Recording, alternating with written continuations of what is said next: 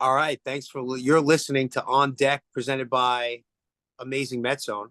I'm your boy Phil from Shirley with my boys Drew Minotti 82 and Johnny Mets hype man QSO. What's up, boys? What up? What up? What up?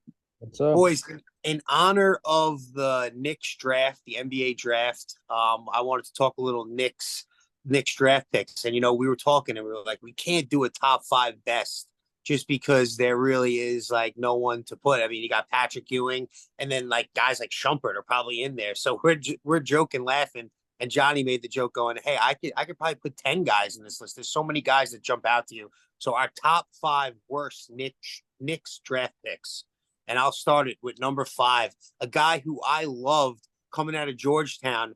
I didn't really expect much of him, but I thought he'd be at least a little bit of a baller. And coming from this 2003 draft, one of the most stacked drafts in all of NBA history, the fact that we got this guy who only played 4 years in the NBA, Michael Sweetney, a fellow fathlete from Georgetown. I love the guy. I thought he was going to be a stud. I thought he'd be able to at least average 15 and close to 10. I thought he was going to be a baller. I'm completely wrong. I'm a foolish Knick fan. Michael Sweetney was a bum. My number five, Michael Sweetney. Yeah, it's a tough one. He's like you said, playing in Georgetown, he thought he would be all right, but he never never did anything. Oh, So I nothing. looked at recently, he's like a mental health specialist. I'm like, that's a perfect job for him. For my number five, this is going to be controversial. I like the guy, but at the same time, third overall pick, you think he'd be better. RJ Barrett. I know, like, I'm probably gonna get shit for it, but that's just my number five. I just feel like he never really panned out to be the guy. Um, I kept saying to trade him, to trade him, trade him. People are like, no, he's going to develop. He's going to develop. But I mean, maybe because it was just a third overall pick, you expected a lot more from him. Maybe if he was like a late first round pick, he wouldn't be on this list for me. But the fact that he went third overall, I looked at the history of the Knicks' third overall picks, and we haven't really had a top three pick. We only had like three or four of them. So Mm. the fact that he was picked that high, you would expect him to like come in and like Ja Morant was a pick before him. Like so, like we could have had Ja Morant. That was the one year. Remember, we got screwed with the draft. They changed the lottery draft. We had the worst record, but we didn't Yep. have the best odds, and it was like they changed it up, of course. No, 100%. But I remember the Knicks. I remember wanting the Knicks to blow it for years to get that first overall pick for Zion. Watching Zion in high school, and the fact that they got the third pick that year, and we couldn't even get Ja. That yeah, was devastating. That was yeah, devastating. Johnny, what do you got for number five? Number five, I got Kevin Knox. Um, nice. just Yeah. because of all the one, he never did anything. He had that great summer league his rookie Yep. year. After that, he didn't do a damn thing. And we passed on so many guys that we could have got. We could have got Shea in that draft. We could have got Yep. Michael Porter Jr. We could have got Jalen Brunson was in that draft. Bridges. Yeah, and he Josh just Hart, I feel like, was in that draft. Or he might be the draft after. He was right there, I don't know if he was. I don't know if he was in that right draft. before me. Um, but yeah, we passed on all those guys to get Kevin Knox, and we thought Kevin Knox was great out of Kentucky, and he just never lived up to the hype. No, I love it. I love it. That Knox is definitely going to be on probably both our lists. For me, my number four guy is Jordan Hill. Jordan Hill drafted eighth overall. The pick right after Steph Curry. I'm going to be honest. I'm a guy who didn't think Steph Curry was going to be anything. Not, I didn't think he was going to be what he is. I thought he'd be a good player, but I did not think he was going to, take the league by storm and have everybody chucking up crazy threes.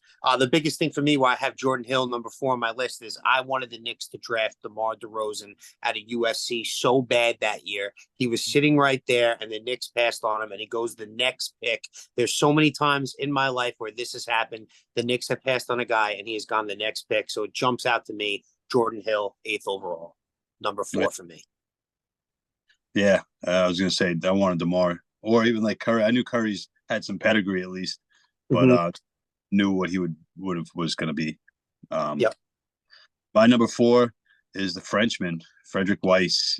It's just Okay. going back to '99. I remember Mm-hmm. being a junior or a senior in high school and being like, "Oh, this is it. This is gonna be a good draft. We got the 15th. We're in the middle of the pack, and then we take this guy, and I'm like, who is this schmo? Like Fred all I remember is he got dunked on by Vince Carter in the Olympics, and that was it. And I'm like, this is the guy that we're picking. So I know it wasn't like he wasn't like Wembanyama or anything like that, but still, he was a big body. We thought like he'd be all right, but I don't think he even played. So I know Frederick Weiss is on a lot of people's lists. He was a terrible ball player. Yeah, I love that pick because that's a guy who I never really even heard of, becoming a Knick fan probably like a little bit after that when I started locking in. And yeah, no, he's a guy who never amounted to anything. Who do you got, Johnny, as number four? Number four, this one might get the comment section going a little bit, but I don't really care. Um, I'm gonna I'm gonna say I'm gonna say Tim Hardaway Jr. for this one, just because of there wasn't really that much hype of him coming out of college. I feel like he wasn't that crazy of a prospect. I remember watching him at Michigan. He was a very good ball player then, but I feel like he wasn't first round worthy. And the fact that we drafted him, we let him go, and then we signed him, we gave him a stupid contract Mhm. again. And then I think he was only there a year, and then we traded him, right? Yeah, yeah. Yeah. So I just feel like I felt like he was just a waste of a pick. And I don't even know who else was in that draft, to be honest, or we could have got. But I I just, remember he was taken late, and like you said, he did have an okay Knick career, but I agree with you. I yeah. could see him being on some people's list. For me, my number three guy is another one of those where I'm so upset for the pick right after it of a guy I wanted. And also because this guy really didn't amount to nothing. He was not a good player. For me, it's the Knicks taking Ronaldo Balkman. My number three is Ronaldo Balkman. Knicks taking him 20th overall on the '06 draft. I know that draft is not that big of a draft with Bargnani going number one. But the one pick that jumps out to me is Rajon Rondo going the next pick. The Knicks desperately needed a point guard. I wanted him so bad. His defense was great. I know he couldn't shoot and couldn't score. He could never do it his whole career. But just the way the guy was a floor general, his passing ability, his defense, and Rondo goes on to kill us for years to come. So, no, Balkman's my number three. Yeah, it's a good one. My number three is Jordan Hill. All right, for all the same reasons you said. Eighth overall, a pick for DeMar, pick after Curry, like being sandwiched in between those guys, being in a decent draft class that we could have had so many guys, right? Mm-hmm. I just feel like the first round picks are so hard. They're hard to hit on, but at the same time, like you really have to do some research. And the fact that some of these guys they just like kind of jumped on and like at the ninth overall pick, like or eighth overall pick, that's crazy. Top 10, you have to really hit on those picks. Yep. Jordan Hill was such a disappointment, so he's my number three for sure. Love it. Love it. All right, my number three. This one might turn some heads too, and I don't really care. I'm gonna say Obi Toppin. Mm-hmm. Nice. And for one reason only. We could have got Tyrese Halliburton. And that's who I Yeah. wanted really bad. And we took Obi Toppin. I just feel like we didn't really need him at that point in time. That was when we needed a point guard. And I feel like Halliburton was our guy. And we just passed on him. No, I love that pick. I love that. It's another top 10 pick that just, doesn't amount to, what we expect out of him. Overhyped, just a flashy dunker. And like you said, the 6'7" point guard, Halliburton, the fact that we could have got him and we didn't, it haunts us forever. The guy's going to kill us forever. He's the new Reggie Miller over there. I My felt number two. they want to get rid of Randall at that point, so they picked up Obi Toppin just to see if like they might have lost Randall, and Yep. they had kind of a compliment to what Randall is. But I agree with Hype Man that was a terrible pick. Yeah. Yeah. My number two is a pick that Hype had before, and that's Kevin Knox out of Kentucky. Ninth overall, and it's for what he said too. The fact that we could have got SGA. I know Mikal Bridges the pick right after him. But just Knox overall. I actually thought Knox when we make the pick, I'm like, all right, this kid's 6'8", 6'9", maybe even 6'10" on the charts, showing him sometimes. How they mess with the heights always. And he's a good shooter. He seemed like a solid defender. I thought he'd be a very good player for us. We needed a wingman. You know what I mean? We had nobody. a major letdown. He just was nowhere near the player I thought he was going to be. So Kevin Knox is my number two. Yeah, I mean, he's my number two as well, Kevin Knox. I actually was at that draft. I went to 2018 draft and 2019 draft. Oh, nice.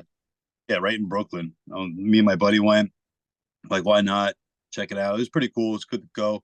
But like everyone in the crowd thought Michael Porter Jr. was ours to take. We're like that the guy slipped to the ninth pick. Like, how is this guy? This guy was projected number one before that phony back injury came out. He just talked about that recently, how whatever team put that out like kind of fucked him and like made him, slip so far in the draft. Um, Everyone booed that pick. Everyone couldn't believe that Kevin Knox was our pick. There was so many guys on the board that we could have picked that would have complemented our team so well. Um, the fact that he was from Kentucky was pretty cool. Like we thought, like, all right, the guy went to Kentucky, started for Kentucky, like maybe he'll develop. But like at number 9, like you kind of want to pick a guy that you could just plug right in. But yeah, everyone booed the shit out of him. It was tough. It was a tough pick. But yeah, he's definitely my number 2 for sure. Love it. Hype. Who do you got? Um, I got another one he's not a first round pick, he's a second round pick actually. I just didn't like the pick at all. I feel like he was a waste. I'm gonna go with Cle Anthony Early. Yeah. Just because also in that draft in the second round we passed on Nikola Jokic. So that's Every haunting single everybody. every single team. The fact that he's a second round pick, it's crazy. The fact that he's out there just dominating the NBA still blows my mind all the time watching him play. Yeah, it's crazy. My number one overall, guys. My number one worst Knicks draft pick ever. It's very easy for me, and that's Frankie Ntilikina. Yep. And it's purely because of everything you hear afterwards too of Phill Jackson not even going to watch this kid, just watching some tape on him. And it's like there was things I liked that Frankie did. Floor general, he had a great passing ability, a little lengthy. He could shoot a three, probably like close to 40%. You're hoping at his best. But the fact that we passed on Donovan Mitchell and didn't draft him, I think everybody wanted Donovan Mitchell. Surprisingly, I also wanted Dennis Smith Jr. And I'm kind of happy that we didn't take him, honestly, but honestly, even at that point, who cares? He would have been better than Frankie. Frankie is a major letdown. He has to be on my list. Number 1, Frankie Ntilikina. Yeah, Frankie's my number 1 too. I think back to that Atlanta Hawks playoff series where we had Ntilikina and Knox on the bench, and I'm like, look at those 2 first round picks that aren't even, they're not even getting any floor time. Like, how are those 2 guys on our roster? And like, how much more of a help we could have had if we had 2 guys that could play in that series.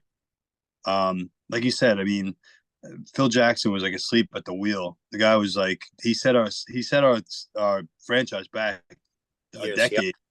Thank God, Leon Rose. Like, I can't believe where we are now compared to where we were in 2017, 2018, 2019.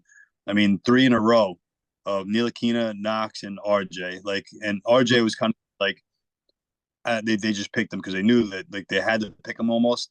But yep. Knox, were those guys that they had to do the research on, and the fact that they picked those guys in the first round is like criminal. Like they should have had like war crimes taken up against them. Because like, how the fuck do you take Ntilikina? He did. He had a long reach. He was like he had a long wingspan. They thought he was going to develop, but like I just never saw it. I never saw it. 8th overall. So yeah, Ntilikina is my number 1 for sure. No, yeah, Ntilikina is my number 1 too, just because everything you just said, and because this guy, I don't know what tape they looked at, because this guy didn't do anything. He didn't score. He was horrible. Like, and we could have, like you said, we could have drafted Mitchell. I'm just looking at the list now. Bam Adebayo. This was the Josh Hart draft. Who else was on here? Kuzma was on here. OG Anunoby was on here at this time. Like, it's crazy. Like, you just look at all these names that are on this list, and they went with this guy is beyond me. Brutal. And that the whole thing that blew me away was when you hear that Phill Jackson never even went to go watch this kid. we threw a ton of money at Phil Jackson to save the franchise because we'd hoped that he'd bring in LeBron and these big free agents, but it did nothing. But like you said, set us back for a long time. Thanks for listening, everybody who's been supporting us. There's so many people I want to shout out. Drew, I don't know if there's people that you could pop in your head right now that you can shout out. I just want to thank everybody for supporting us and listening to us. All right, shout out Roy and all the guys from Amazing Met Zone, Dro, Hirsch. Shout out City Boys. All right, Vintage Mets, J-Mac Customs. There's so many people on the list. Marlon, Marlon came up with his hat. Eggs. Cam. What do you say, Hype? The amazing Cam. Yeah, yeah. Of course, God. Can't forget Cam. And all the new people at Amazing Met Zone too. Mets MP4 killing it with the videos. Yeah, man. Queensboro podcast. Shout out everybody. Thanks for the support. We'll be back. Keep listening, and we want to hear what your top 5 is. Let us know in the comments what we messed up. Thanks. Let's go Knicks. Next. Let's go Knicks.